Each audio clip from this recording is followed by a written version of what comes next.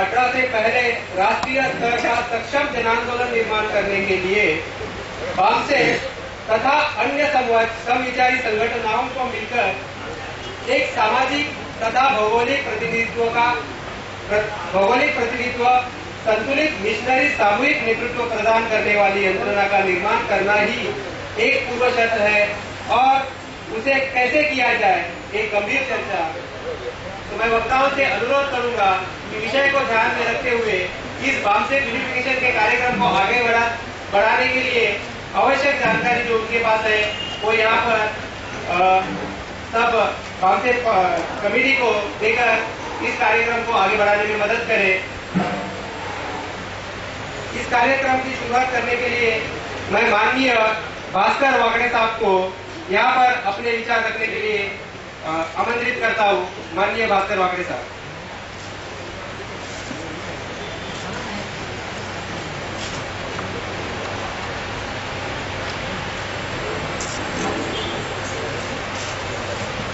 Light चालू करना लड़के के लाइट का साथियों, कल से यहाँ डिस्कशन चल रहा है। बहुत सारे सुझाव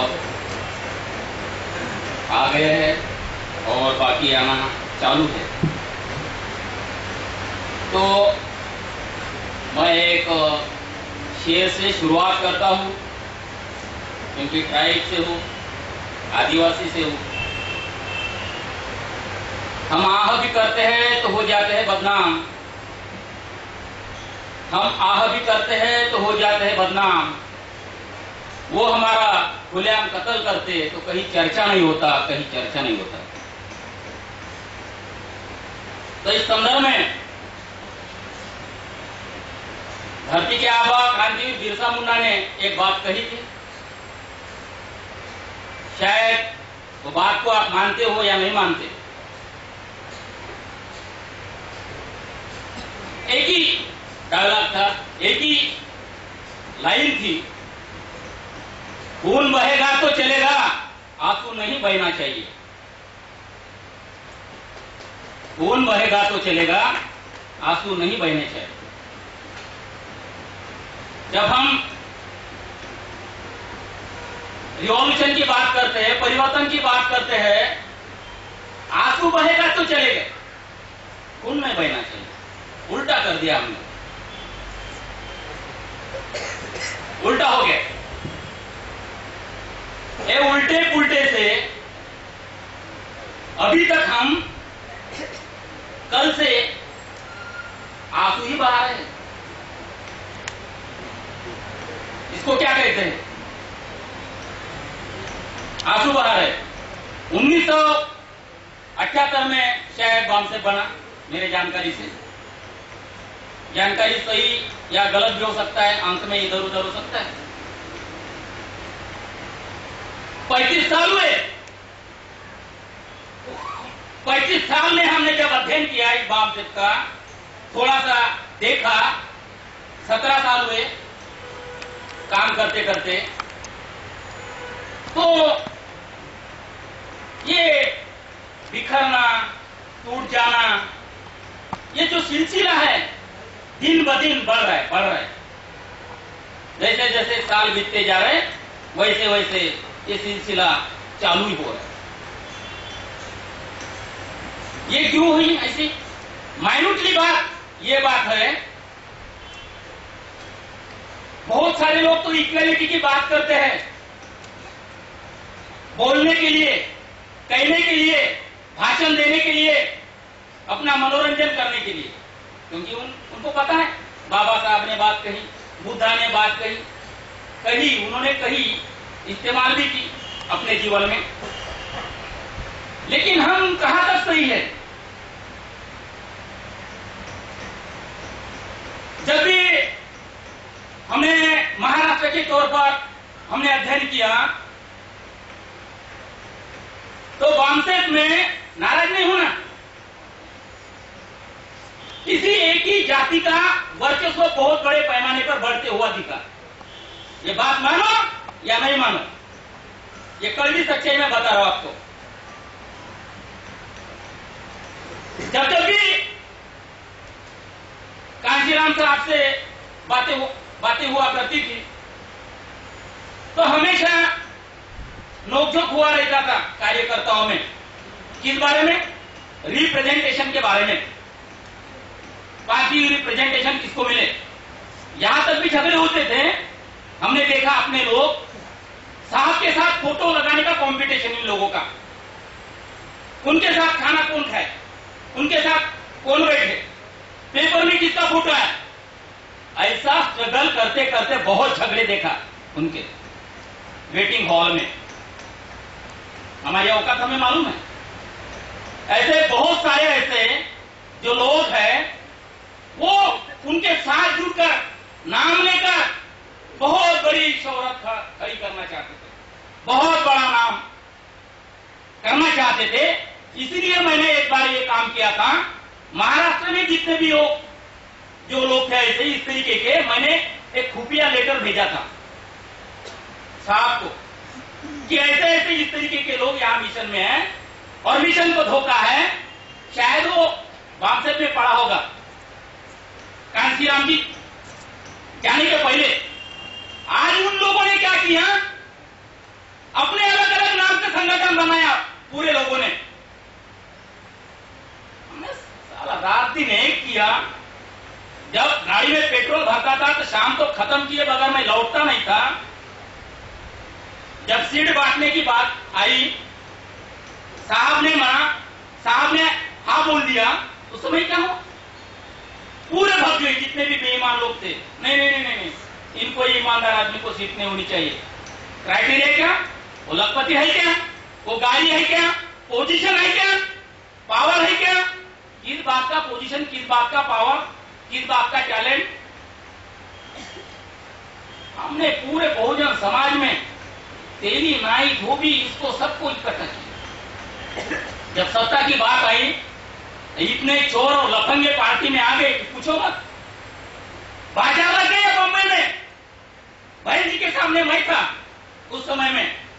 पूरे अलग अलग पार्टी के लोगों ने वहां अलग अलग दलाल भेजे थे, जाओ जितना पैसा देना उतना दे दो जिले के अध्यक्ष को, बीएसपी के पूरे सीटें खरीद लो। मैं कहा उसका आज हालत क्या है, मिशन लॉक कर दिया मैंने। तुमने ऐसे कार्यकर्ता को बहुत गंभीर चोट पहुंचाई तो तुम्हारा मिशन का जो लॉक है, खाता खोलना बंद कर दिया मैंने, लॉक कर दिया होगा। वो लोग मुझे जानते, आपको नहीं जानते, क्योंकि हमने मिशन चलाया। कहीं भी नहीं जाएंगे लोग। तो सवाल ये होता है, अभी अभी कुछ लोगों के साथ मैं गया, उनका कैडर भी लिया 1 घंटे का। मुझे उनके साथ कोई दुश्मनी नहीं है, उन लोगों के साथ या कोई पार्टी वाले लोगों के साथ। चलो पुराना साथी बोलते हैं तो उन्होंने बुला लिया। विधानसभा का मैंने एक कैडर लिया, उनको मैंने ये बात कही कि देखिए कुछ नया कुछ करना चाहते हो, बदलना चाहते हो तो कुछ करो, नहीं तो मेरा नाम छोड़ दो। हमने अपनी जिंदगी दांव पर लगाई, कुछ हासिल नहीं हुआ। और जो जो गद्दार हैं उन गद्दारों को पीटने के लिए एक टीम बनाओ, तुरंत बनाओ, उसका फैसला हम लेंगे, आप नहीं। कौन किससे मिलता है, नहीं तो पहले ही डिक्लेयर कर दो कि हम उधर जा रहे हैं, कहां जा रहे, कौन से पार्टी में जा रहे, क्या कर रहे, उनको जाने दो।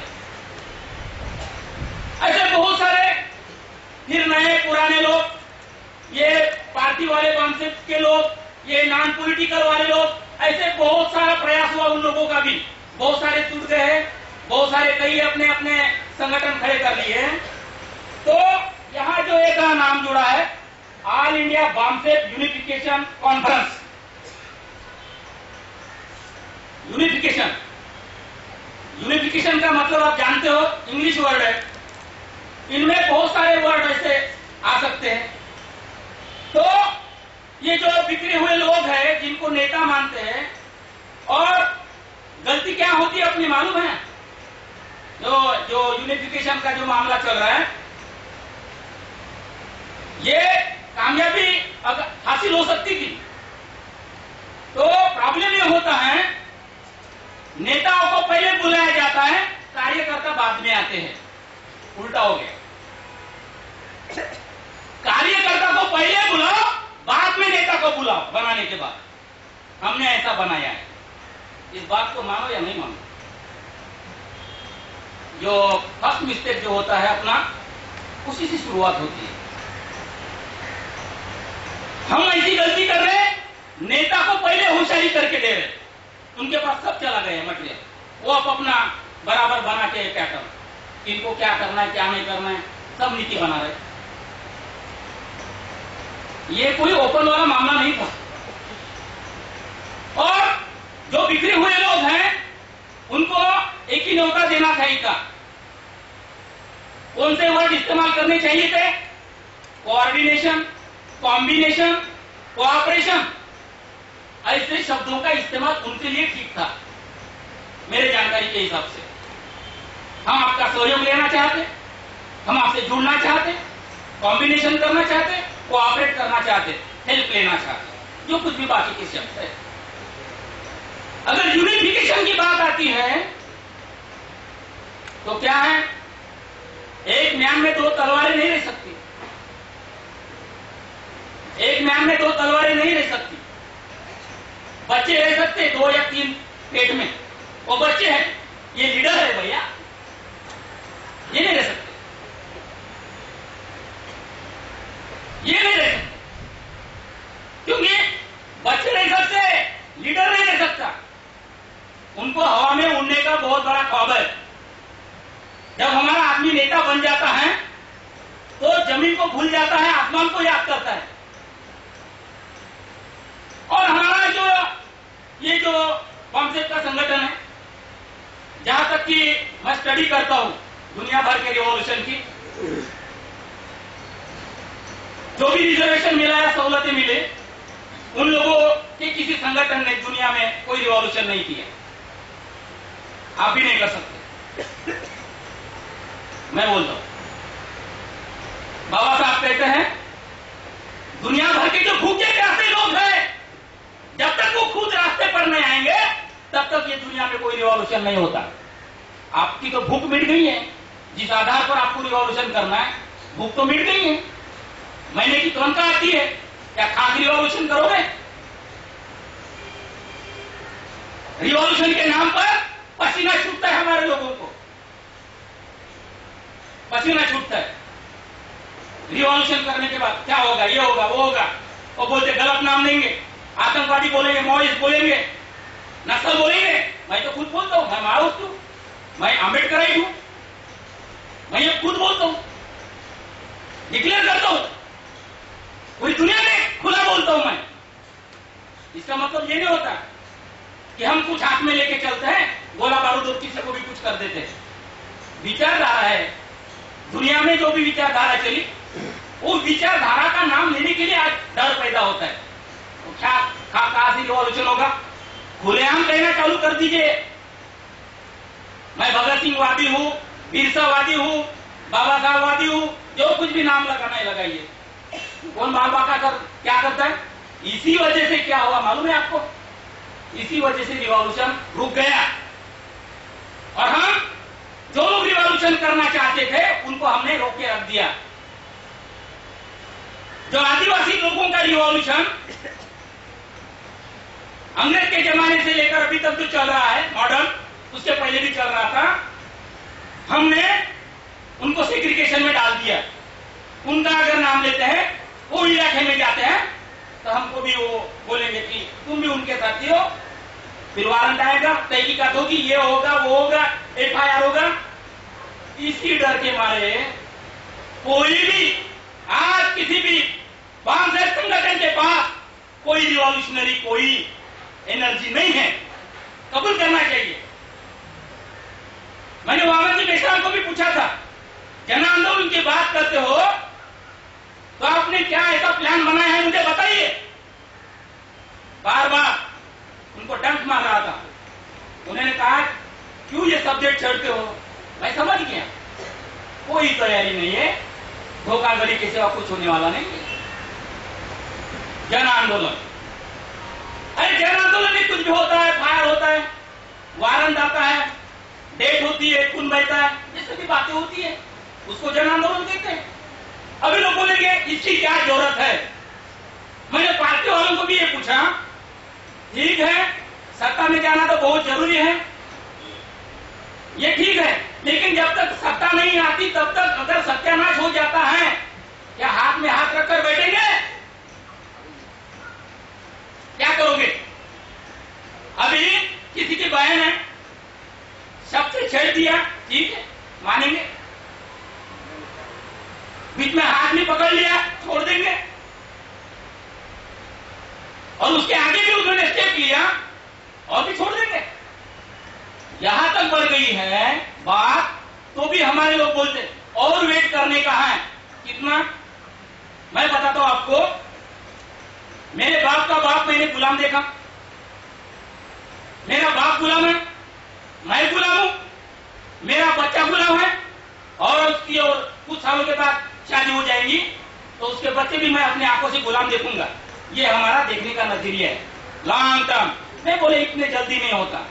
अच्छा, बात तो बहुत स्पीड से कर लेते हो, फिर बाद में ये कहां से आ जाता है? और 2 साल और 5 साल, ये साल वो साल।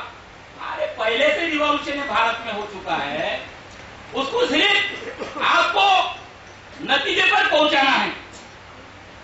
हम जो यहां बैठे हुए लोग हैं, मार्शल को में पूरे के पूरे लोग, इस भारत का नाम नेशन विद आर्म्स था, शस्त्रधारी राष्ट्र था इस देश का नाम, इसीलिए उन्होंने पहला ही कानून बनाया, क्या? शस्त्र धारण करने का अधिकार इस यहाँ के मूल निवासियों को नहीं होगा। इसलिए बाबा साहब ने एक बात कही कि ये कानून बनाकर इन लोगों ने यहाँ के मूल निवासी लोगों को हिजड़ा बनाया है। ये शब्द इस्तेमाल किया है बाबा साहब ने खुद, हिजड़ा बना दिया है। बजरंग दल के पास जाओ, सेना वाले के पास जाओ, क्या करते हैं? छुप छुप के वो शस्त्र का प्रशिक्षण देते, त्रिशूल का प्रशिक्षण देते हैं। ब्राह्मण का ऐसा कोई भी लड़का नहीं है भारत में जो रिवॉल्वर चलाना नहीं जानता, AK-47 चलाना नहीं जानते हैं। उतना भारत में उनके हाथ में सत्ता होने के बाद भी वो लोग कितने तैयार है, और हमारे लोग बातों पे बातों पर बात बात बात बात बार बार बात। इसका मतलब ये नहीं है कि हम सैद्धांतिक बात नहीं करेंगे, या हम डेमोक्रेसी नहीं जानते, या हम सिर्फ खून बहाना चाहते। इसका मतलब ये नहीं होता है। संविधान का जो भी निर्माण हुआ पूरे वर्ल्ड में, तो लोगों का पहले खून बहा, रिवॉल्यूशन ऐसा नहीं होता। क्रांति का जो झाड़ अगर फूलता है फलता है तो उसको खून का पानी से सिंचाई करनी पड़ती है, खून की सिंचाई करनी पड़ती है, तब वो फ्लावर होता है। दाने में मालूम है, दाना सूखा हुआ दाना दिखता है, लेकिन समय आने पर अगर पत्थर पर गिर जाता है तो पत्थर टूट जाता है। इतनी ताकत वो दाने में होती है, सूखे दाने में। तब जब उसको बारिश मिल जाती है और वो फूलता है तो वो जो उसके जड़ें रहती है पत्थर को तोड़ देती है। हमें वो दाना बनना है जो दिखने में कुछ नहीं दिखता, लेकिन जब वो चालू करता है अपना काम तो बड़े बड़े जो पत्थर है वो टूट जाते हैं, फूट जाते हैं। तो अपने लोग खुद को बहुत कमजोर महसूस करते हैं हमेशा, हमसे ये नहीं होगा, हमसे वो नहीं होगा। तो मैं ये बात करना चाहता हूं कि यूनिफिकेशन की जो बात है, तो जो अभी उनकी रिवॉल्यूशन और काउंटर रिवॉल्यूशन की बात चल रही है, वहां प्रतिक्रांति का शब्द आया है। तो मैंने ये तय किया है कि ऑल इंडिया में जितने भी हम लोगों का जो स्टूडेंट है, युवक युवतियां हैं, हेल्पलाइन बनाकर उनका महाअधिवेशन हो पहली बार भारत में, जो कभी किसी बामसेट ने नहीं किया। हम ये करना चाहते हैं और हमने काम शुरू कर दिया है। क्यों? हमारे नौजवान जिस दिन पूरे एक झंडे के नीचे आ जाएंगे तो उस दिन आप देख लेना ताकत क्या होगी। हम उनको घर में छोड़ते हैं नौजवानों को, हम आगे आगे आते हैं कोट पहन के शेविंग करके, वो वहीं पर रह जाते, फिर हमारा देता, कोऑपरेशन नहीं करता। ये बहुत बड़ी समस्या है अपने संगठन में। हमने उनको, बच्चों को, अपने नौजवानों को ऐसे छोड़ दिया। हम आते हैं क्योंकि उनको लगता है बाप तो जा ही रहा है, बाप जा ही रहा है, बोलेगा, वो ख्याल भी नहीं देगा क्या कर रहा है क्या नहीं कर रहा है, क्योंकि हमने संगठन उस तरीके का बनाया नहीं यंग जनरेशन का। आज किसी के पास भी नहीं, कोई दावे के साथ अगर कहता होगा तो बोल दो कि आज हमारे पास ऐसा ऐसा इतने साल में हमने संगठन बनाया, नहीं है। युवा लोगों का कोई संगठन नहीं है, लेकिन उनका आरएसएस वालों का एबीवीपी संगठन है। दूसरा एक संगठन पैरेलल चलता है उनका, मनसे का, पूरी कॉलेज की टीम है। वो शराब पीकर या कुछ कर कर जाते हैं, वो बात अलग है, लेकिन उनके पास है। हमारे पास कोई युवाओं का संगठन नहीं है। इसलिए ये जो यूनिफिकेशन की बात अलग है। मैं बोलता हूं ये यूनाइट हो या नहीं हो, जनता को तो आप यूनाइट कर सकते हैं। मैं क्या बोलता हूं, नेता किन के लिए काम करना चाहते हैं? जनता के लिए। अगर नेता एक साथ नहीं आना चाहते तो आप ऐसा कीजिए, पब्लिक को यूनाइट कीजिए, जनता खुद में खुद आ जाएगा। तो ये प्रोग्राम क्या चलता है हमेशा, पार्टी हो या कोई सोशल संगठन हो, नेता पर ज्यादा निर्भर रहता है। फिर नेता ने मुंडी ऐसी कर दी तो गिर गया, सीधा रहा तो ठीक है। हम फिर आधे उधर आधे उधर, फिर सिलसिला चालू, फिर टूटना फिटना चालू। इसी वजह से संगठन में बहुत तकलीफ होती है। तो अगर आपको कुछ सोचना है तो मैं ये कहता हूं कि इसका जो नाम है ये ऑल इंडिया बामसेट रिवॉल्यूशन कॉन्फ्रेंस रहना चाहिए था। ये जो है, क्योंकि रिवॉल्यूशन के लिए किसी का यूनिफिकेशन मतलब क्या, जोड़ने का कोई मतलब ही नहीं है। उसको अगर लगता है तो रिवॉल्यूशन के लिए आ जाएगा। यूनिफिकेशन बोलने से क्या होता है, वो बोलते हैं अरे हमको इनवाइट नहीं किया यार, हमको आगे नहीं बुलाया यार, हमारा अखबार में नाम नहीं आया यार, मैं नेता हूं, मैं बहुत सीनियर हूं, ऐसा छाती तान के चलता है। ये लफड़ा आता है यूनिफिकेशन में। देखिए ये कोई विवाद मियां बीबी का झगड़ा नहीं है, यूनिफिकेशन करने के लिए उनको बुलाया गया है। या आप यूनाइट हो जाओ, ये रिवॉल्यूशन है। अभी कल तो बहुत सारी स्क्रिप्ट बताई गई और वो क्या सोचने का है और हम क्या थीम कर सकते हैं और कुछ लिखने का बाकी है। बुद्धा ने सब कुछ लिख दिया है पूरे दुनिया के लिए।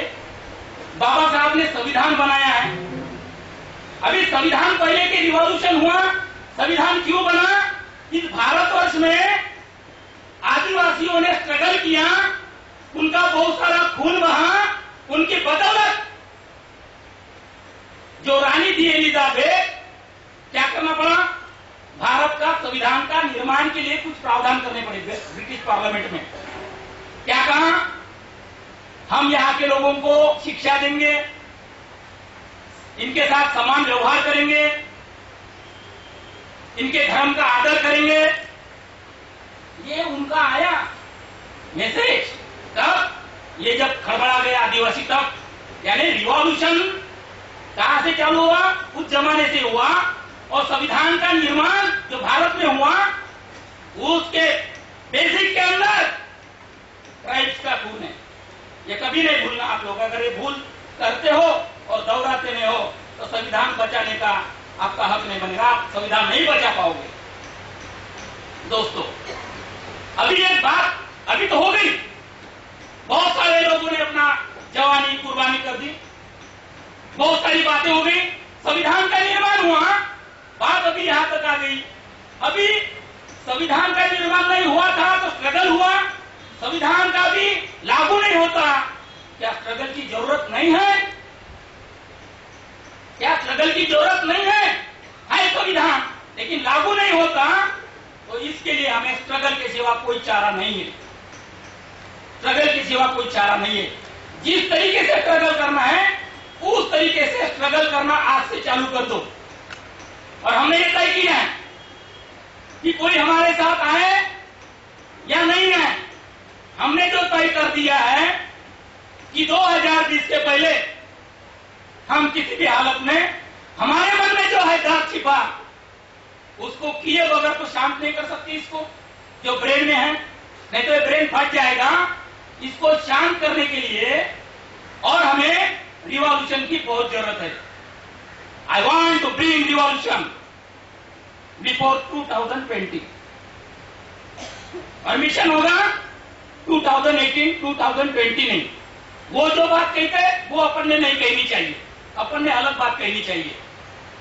2010 कौन नहीं बोलता, गांव के कितने लोग बताओ मैं, आप मेरे साथ चलो और जैसा प्लानिंग बनता है चलो, पूरे बीबी बच्चे से लेके हम लोग नकी लेके आएंगे रिवॉल्यूशन के लिए, तो हमारा नाम भी भास्कर वाकड़े नहीं आते हैं। लेकिन बात क्या होगी, हम अपना कुछ छोड़ने के लिए, नौचार करने के लिए लोग तैयार नहीं हैं। इसी वजह से लोग आज हमारे साथ नहीं है। अभी जिनके लिए रिवॉल्यूशन करना चाहते वो लोग तो हमारे साथ आना चाहिए थे, लेकिन वो लोग नहीं है। जो रिवॉल्यूशन करना नहीं चाहते वो यहां बैठे हैं, तो वो किस काम के हैं? किसी काम के नहीं है। भाषण देने के अलावा, 2 दिन की रोटी और चावल खाने के अलावा और बक करने के सिवा कुछ नहीं है। और इसीलिए कांशीराम साहब ने कहा था, महाराष्ट्र के लोग तो बहुत बातें करते, बहुत मारे, दुनिया में अगर कुछ होड़ लगाई जाए इनका ही नंबर आता है, काम के बारे में तो मुश्किल है। क्यों कहा था? यही बात थी।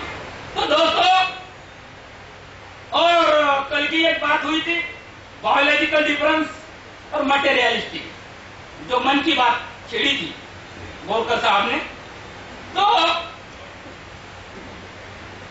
देखिए, बायोलॉजिकल डिफरेंस तो रह सकते हैं, लेकिन और मटेरियल भी रह सकते हैं। तो इस बात का सॉल्यूशन क्या है? आखिर मन को बनाता कौन है? ये भी तो सवाल है। मन को तो इंसान ही बनाता है ना, कोई जानवर तो नहीं घुसा यार, और दूसरा कीड़ा तो नहीं है कि ब्रेन को बनाने वाला। इसलिए मेरे ये सुझाव है कि यहां जो कार्यकर्ता बैठा है, किसी लीडर के बहकावे में ना आकर, नाम कुछ भी रहे, मेरे ख्याल से यूनिफिकेशन ऑफ पार्टी करते करते, यूनिफिकेशन ऑफ सोशल ऑर्गेनाइजेशन करते करते बहुत लोग थक गए हैं। इसके बजाय इसका अगर थोड़ा नाम अगर बदल जाए, all India BAMCEF revolution conference, या उसका कुछ हो जाए, तो मेरे ख्याल से बेहतर होगा, ताकि लोग समझेंगे शायद ये लोग रिवॉल्यूशन करना चाहते, चलो इनके साथ एक बार लड़ाई लड़ लेंगे। मेरे साथ थोड़ा, अगर ये ऐसे ब्रांचेस में अगर हम नाम लेके जाते हैं तो शक करते, डाउट करते, पूछते हैं बहन मायावती का बामसेफ वाले हो क्या? कोई बोलता है मेना जी के बामसेफ वाले हो क्या? कोई बोलता है कोई गंगा नहीं, इसका किसके हो यार आप? नहीं यार, बहुत से बामसेफ हम कोऑपरेशन नहीं करना चाहते, बहुत जगह से वापिस लौटना पड़ता है। तो ये दिक्कत है। तो दोस्तों, मुझे चिट्ठी तो मिल गई है, तो आखिरी जो एक बिरसा मुंडा का जो थिंकिंग है वो बोलता हूं। देखिए, जो कल के उपलक्ष्य में ऐसे ही बैठे हुए लोग थे, और एक भूल गया मैं, 1 मिनट लूंगा। तो ऐसी ही सभा थी, ऐसा ही कॉन्फ्रेंस चल रहा था, बिरसा जी ने लोगों को इकट्ठा किया था। तो उन्होंने सवाल किया, देखो उन्होंने सवाल किया, देखो रिवॉल्यूशन तो करना चाहते हो, तो लोगों के सामने सवाल किया, ये सवाल थे, आपके लिए भी लागू होता है। देखिए, बोले रिवॉल्यूशन में जान चली जाती है, फिर अपनी बीवियां अगवा हो जाती हैं, इज्जत का भरोसा नहीं रहता है, मां बाप बूढ़े रोने लगते हैं, मकान जलाए जाते हैं, अनाज जलाया जाता है, बंद कोठरी किया जाता है, जेल में घुसा दिया जाता है, यातनाएं दी जाती है। ऐसा देखकर तुम्हारा मन पिघल जाएगा, फिर आप ये नहीं कर पाओगे, पहले ही कर लो अगर ये शर्तें मंजूर है तो मैं आपका लीडरशिप करने के लिए तैयार हूं। जो बाकी साथी थे मंजूर हो गया और रिवॉल्यूशन चालू हो गया। आपके लिए भी लागू होता है, मेरे लिए भी होता है। ये कहने के लिए जो भी लोग तैयार है ना, वही लोग रिवॉल्यूशन करने की कैटेगरी में आ सकते हैं। दिल में पकड़ पिघलना चाहिए। इसलिए उन्होंने एक बात कही, तुम्हारी जमीन आंधी में धूल की तरह उड़ गई है। तुम्हारी जमीन आंधी में धूल की तरह उड़ गई है। तुम्हारा आत्मविश्वास, आत्मसम्मान खो गया है। यदि इसे आप पुनर्जागृत नहीं करोगे तो आप अपनी बहू बेटियों की इज्जत कैसे बचा पाओगे। ये बात कही थी और ये बात याद रखना बहुत जरूरी है। इसलिए हम कहते हैं खून बहेगा तो चलेगा, लेकिन हम आंसू नहीं बहने देंगे। इसी चंद लफ्जों के साथ मैं अपने वाणी को विराम देता हूं। आपने मुझे ध्यान से सुना, इस बात के लिए धन्यवाद।